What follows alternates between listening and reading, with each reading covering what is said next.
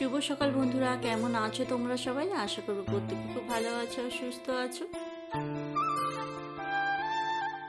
আমার আরও একটা নতুন ব্লগে তোমাদের সবাইকে জানাচ্ছি অনেক অনেক স্বাগত, অনেকটা ভালোবাসা জানিয়ে তোমাদেরকে সাথে নিয়ে একটা নতুন দিন শুরু করলাম।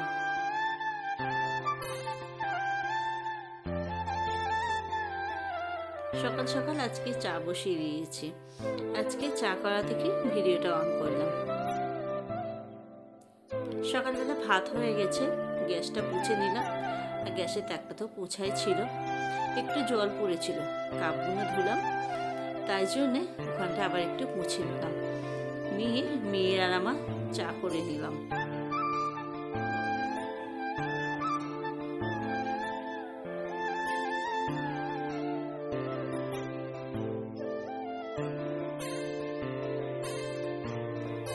এইখানটায় এত সুন্দর রোদ্দুর আসে না। এখন ওই 8:30 মতন বাজে। এইখানটায় কাঁচটা খুলে দিয়ে বিছনাটা পরিষ্কার করে এইখানটায় চাটা নিয়ে বসেছি। কিন্তু মেঝেটা প্রচণ্ড পরিমাণে ঠান্ডা। একটা আসন পেতে নিয়েছি, নিয়ে তারপর তার উপরে বসে এখানটা থেকে একটু রোদ পোহাচ্ছি আর গরম গরম চা খেয়ে নিলাম। চা খাওয়া হয়ে গেল। কলে গেছিলাম জল আনতে। পাশের হচ্ছে কলের পাশে একটা বাগান আছে। একটা পাশের বাড়ি কাকারা ওখানে সবজি চাষ করে। তা ওখানে তেলাকুচু গাছের পাতাগুলো একদম কচি আর কি সুন্দর, একদম সবুজ, একদম টাটকা, দেখেই খেতে ইচ্ছা করছে। তা কাকা ওই পাতাগুলো তুলে সবাইকে দিচ্ছিল। তা আমার ছোটো যা তুলে এবার অনেকটা হয়ে গেছে, ওবার আমাকে খানিকটা দিয়ে দিল, বললো এই না তুমি খানিকটা নাও, আমি খানিকটা নিই। দুজন অল্প অল্প করে নিয়ে নিলাম। ও তরকারি করছে, আর এই বেশি করা যায় না, বেশি করলে একটু তিতকিটে লাগবে, ওই জন্য। ও খানিকটা নিল, আমি খানিকটা নিয়ে আমি আবার তরকারি করব না, আমি দুটো বড়া করব। পাতাগুলোকে একটু কুচিয়ে নিলাম, আর ডালগুলো একদম কচি তো, ডালগুলোকেও ছোট্ট ছোট্ট করে একদম কুচিয়ে নিলাম। নিয়ে ওগুলো ভালো করে ধুয়ে একটু লবণ মাখিয়ে রেখে দিয়ে এলাম। লবণ মাখালে জলটা কেটে যাবে, একটু কষ ভাব থাকে তো, কষ ভাবটা কেটে যাবে। আর ডালগুলো দিয়েছিলাম তো, ডালগুলো একদম নরম হয়ে যাবে। তাহলে ভাজা করার সময় ডালগুলো আর গালে ক্যাচক্যাচ করে লাগবে না। লবণ মাখিয়ে রেখে এদিকে ঘরের কাজগুলো করে নিলাম। সকালবেলা ঘরদোর তো পরিষ্কার করাই ছিল। ঘর পরিষ্কার করে কলে জল নিয়ে এসে ওগুলো কেটে তারপর আবার এদিকে দেখো ঘরদোরটা পুছে নিয়েছি। পুছে একেবারে সকাল সকাল চানটা করে নেবো, অনেকটা বেলা হয়ে যায় তো, ওই জন্যে।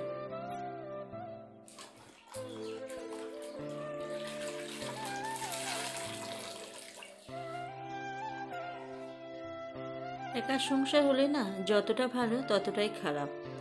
সব কাজ তোমাকে একা হাতে করতে হবে। তোমার যদি শরীরটা খারাপ হয় না, অসুস্থ হও না, তাও তোমাকে একা হাতে সমস্ত কাজ করে ফেলতে হবে। আর যদি একজন কেউ থাকতো না, তাহলে তোমার হাতে হেল্প করতো, তোমার হাতে হাতে একটু কাজ করে দিত। এইটা হলো সুবিধা যদি একজন থাকতো। আমার তো শাশুড়ি মারা গেছে অনেক বছর আগে। আমার মেয়ের যখন 3 বছর বয়স, তখন আমার শাশুড়ি মারা গেছে। তখন দুজনে থাকতাম, দুজনে কাজ ভাগাভাগি করে করতাম। উনি খানিকটা করতো, আমি খানিকটা করতাম। একই সংসারে থাকতে গেলে না খুঁটি খাটি ঝগড়া অশান্তি হয়। একটা বাসন যদি একসাথে থাকে না, নেওয়ার সময় নাড়া পড়ে। কথায় বলে বাসন একসাথে থাকলে যেমন ঝনঝন করে, তেমন ঘরে থাকলে শাশুড়ি বৌমা থাকলেও ঝনঝন করে। তার দুজনে থাকতাম, মিলিয়ে মিশিয়ে কাজ করতাম। আর এখন একা পড়ে গিয়ে এখন নিজের কাজটা নিজেকে করতে হয়। শরীরটা খারাপ করলে তখন কিন্তু কাজ করতে পারি না, তখন কাজটা ফেলেই রাখতে হয়। আজ এখন করলাম না, এবেলা করলাম না, ওবেলা করলাম। আর যখন শরীরটা ভালো থাকে না, তখন একভাবে একটা না সমস্ত ঘরের কাজকর্ম একা হাতে সমস্ত সব করেও না কোথাও একটু খারাপ লাগে, যখন নিজে এর জন্য একটু সময় বার করি, নিজে হয়তো একটু ফোনটা দেখি বা নিজে কোথাও দাঁড়িয়ে যদি একটু গল্প করি না, তখন যদি কেউ যদি কিছু বলে না, খারাপ লাগে যে সংসারে কাজ ফেলে তুমি এখানে গল্প করছো, একও কথা বলছো, এইটাই খারাপ লাগে। যে আমার কাজটা তো আমাকেই করতে হবে। আমি যদি একটা পাশে দাঁড়িয়ে একটা মানুষের সাথে কথা বলি না, সেখানে যদি কেউ গিয়ে কিছু বলে না, খারাপ লাগে।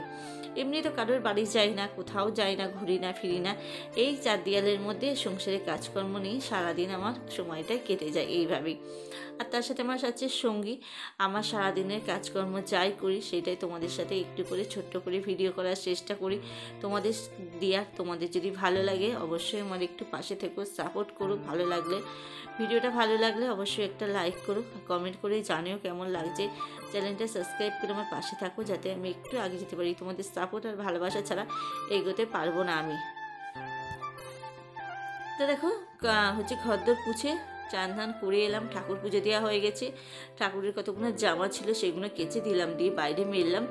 আর আমাদের জামা কাপড় হয়েছে এক বালতি, সেইগুলোকে সব ছাদে মেলে দিয়ে এলাম। নিচে দিলে না একটু শুকোবে না। এখন ওই 12টা মতন বাজে, নিচে একদম রোদ্দুর নেই, একদম ছামা পড়ে গেছে। ওই জন্য জিনিসপত্রগুলো সব ছাদে দিয়ে এলাম। দিয়ে এসে এই দুপুরবেলা এখন খাওয়া দাওয়া সেরে ছাদে যাবো, তখন আবার তুলে নিয়ে আসবো, শুকিয়ে যাবে একদম। আর আজকে থেকে লেপগুলো ছাদে দেওয়া শুরু করেছি। লেপগুলো এত ঠান্ডা হয়েছে না, রাত্রিবেলা ভীষণ ঠান্ডা লাগে। ওই জন্যই মনে করলাম আজকে থেকে লেপ রোদ্দুরে দিয়ে স্টার্ট হলো। এখন যতদিন ঠান্ডা থাকবে লেপগুলো রোদ্দুরে দেবো। তারপর এখানে চলে এলাম রান্না বসাতে। আর বড়া কি বলো তো, বড়া না ঠান্ডা হয়ে গেলে একদম খেতে ভালো লাগে না। ভাতটা তো ঠান্ডা, বড়াটা এর পাশে ডাল বসিয়েছি, ডালটা আর বড়া ভাজা একটু গরম গরম হলে ভাতগুলো খাওয়া যায়।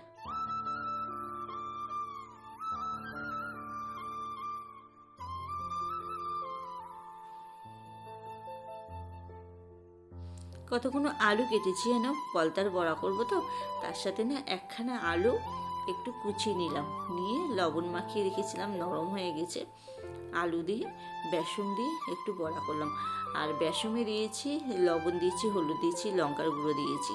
আর কাঁচা লঙ্কা ছিল না, ওই জন্যে ভাবলাম কাঁচা লঙ্কা কুচিয়ে দেবো, কিন্তু কাঁচা লঙ্কা ছিল না, তো ওই জন্যে গুঁড়ো লঙ্কাই দিলাম।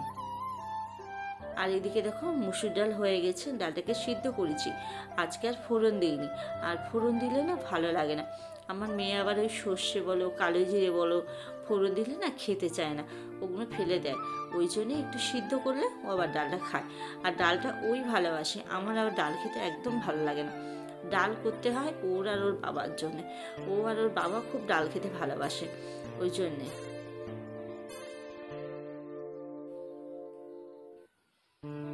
আলুর বড়াগুলো হয়ে গেছে, এইবার পলতার বড়াগুলো দেখেছো, পলতাটাকে টিপলাম কতটা জল বেরোলো। এইবারে পলতাগুলোকে দুবারে ভেজে নেব। ভাজা হয়ে গেছে, আর এদিকে আমার ভাতগুলো বেড়ে নিয়েছি। এখানে উচ্ছে আলু ভাজা করেছি সকালবেলা, উচ্ছে আলু ভাজা, আর এই পলতার বড়া আলু ভাজা, এই দিয়ে ভাত খাবে। ডাল দিয়েছি মেয়ের, আমি তো ডাল খাবো না, আমি উচ্ছে আলু ভাজা দিয়ে ভাত মেখেছি, বড়া ভাজা দিয়ে খেয়েছি। তা চলো খাওয়া দাওয়াটা করে নিই, বিকেলে দেখা হচ্ছে।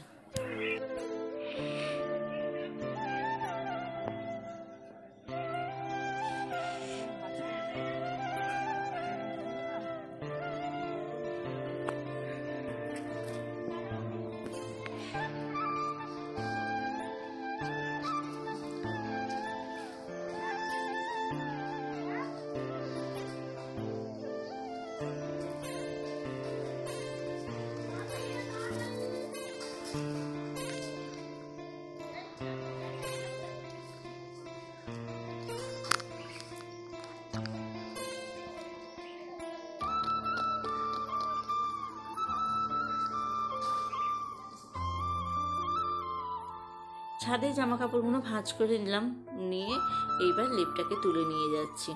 রোদ্দুর তো চলে গেছে একদম। আর মেয়েকে বললাম তুই বস, আমি আসছি।